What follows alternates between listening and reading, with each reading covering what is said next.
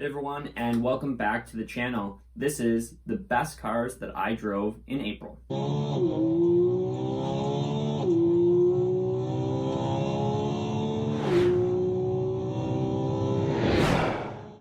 Alright, let's get right into it. The first car I wanted to discuss is a 2021 Porsche Macan GTS. Porsche has been able to make the Macan lineup very diverse, and they have most recently eliminated the turbo model and just stepped up the performance of the GTS. I finished in white over red. This one had only about 9,000 miles, felt brand new, and it's just a complete package. If you had $100,000 to spend on a daily driver, this would check a lot of the boxes for you in a small SUV package. You can fit, I would say, 4 people comfortably, definitely not 5.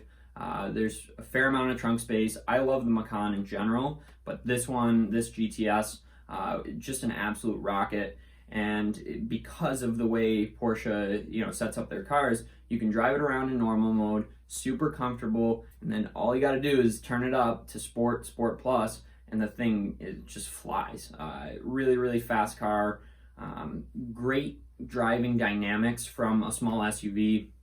Driving dynamics of that of a car. The GTS in particular does drive more like a car. Really good turn-in.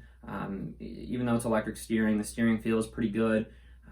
Just really good chassis balance, confident driver. I really, really enjoyed driving this car. These tend to hold up pretty well, so you can have, confidence buying one. The Macan GTS, really, really impressed by this one, and I would love to have one of these as a daily driver in the future. Okay, the only other car I wanted to discuss was this one. This took my breath away, quite literally, the 2022 Porsche 911 Turbo S. I haven't driven a Turbo S since the 2019 model, and it's amazing what Porsche has done in just a 3-year span, from just turning the dial all the way up with the most recent one. The 2022 is rated at 640 horse, I believe, and this thing just absolutely flies. I'm so impressed by the way Porsche has this huge polarization between their model lineups, specifically for the 911.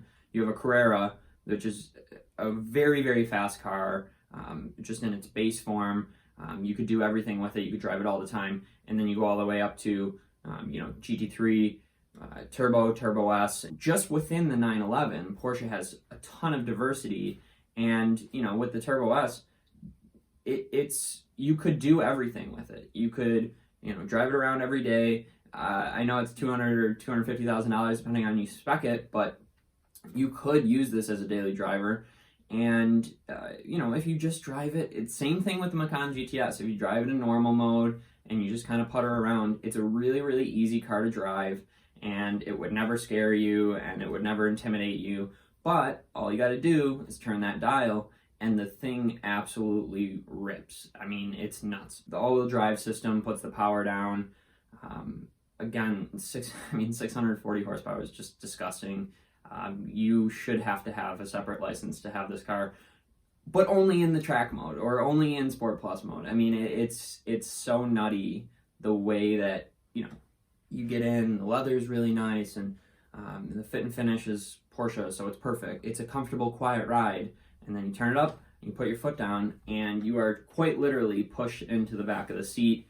The only thing that kind of comes close is an R35 GTR. The launch control and the way that car puts power down is very, very aggressive. This car, kind of same thing, just puts you in the back of your seat.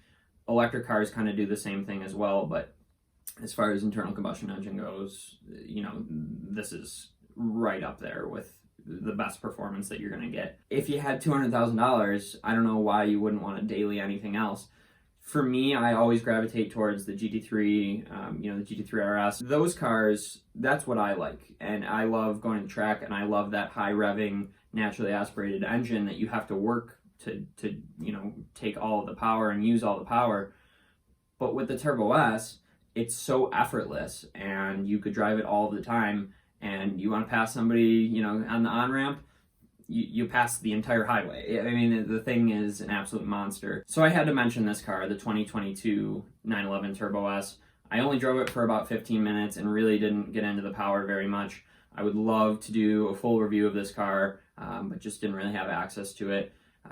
That being said, had to mention it here, and just really exciting to see what Porsche will continue to do with the 911, in particular the Turbo S. All right, that's all I got for the best of April. I apologize for the delay for releasing this video, but it's been a crazy month already. Plenty of cool cars and cool content coming for the best of May, and just May in general is going to be a really, really fun month. So thank you so much for your support, and thank you for your patience on this one. Please remember to like, comment, and subscribe, and let me know what you want to see from the channel. If we can do some new things in the future, I would always love to do that to fulfill what the viewers are looking for. So thank you so much for watching, and we will see you in the next video.